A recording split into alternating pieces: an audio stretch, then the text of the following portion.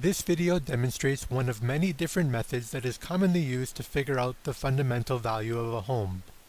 It focuses on the property as a long-term investment, and it shows how the rent for a similar property affects the market value. Let's consider an example. Suppose a house is priced at $800,000. Other houses in the same neighborhood that are the same size can be rented for $2,500 per month.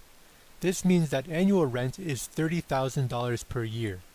The return on investment in this case is 3.75% per year, which is calculated by dividing the annual rent by the price, or $30,000 divided by $800,000 times 100 equals 3.75%. Savvy investors often calculate the inverse version of the return on investment, which is called the price-to-earnings ratio. The basic price-to-earnings ratio in this case is 27, which is calculated by dividing the price by the annual rent, or $800,000 divided by $30,000 equals 26.67.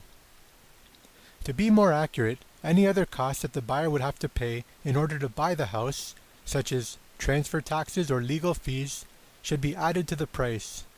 Also, any monthly mortgage interest and property taxes should be subtracted from the rent amount.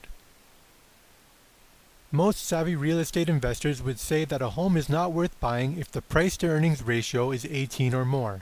If they were selling, they would consider it to be not worth selling if the price-to-earnings ratio is less than 14. These real estate investors tend to buy homes when the price-to-earnings ratio is around 14 or lower because they see an opportunity to profit based on the rent that they could earn. They tend to sell homes when the ratio is around 18 or higher because for those houses, the rent is not high enough to make a reasonable profit. When the ratio for most homes in the city is higher than 18, this is often referred to as a seller's market, which means that the sellers are at an advantage. When the ratio for most homes in a city is lower than 14, this is often referred to as a buyer's market, which means that the buyers are at an advantage. Please note that this method of valuation is only one of several methods that one can use as a basic guide to figure out the value of a home, and it is not intended to stand alone in determining a price. There are many other factors that will determine a home's value, such as supply versus demand, transit infrastructure, interest rates, neighborhood income levels, future prospects, future population growth, the pervasiveness of property speculation, etc. Also, many home buyers are willing to tolerate a high price-to-earnings ratio because they intend to live in rather than to rent out their home. Occasionally, excessive levels of property speculation can drive prices so unsustainably high that real estate investments become extremely risky, and this is referred to as a housing bubble.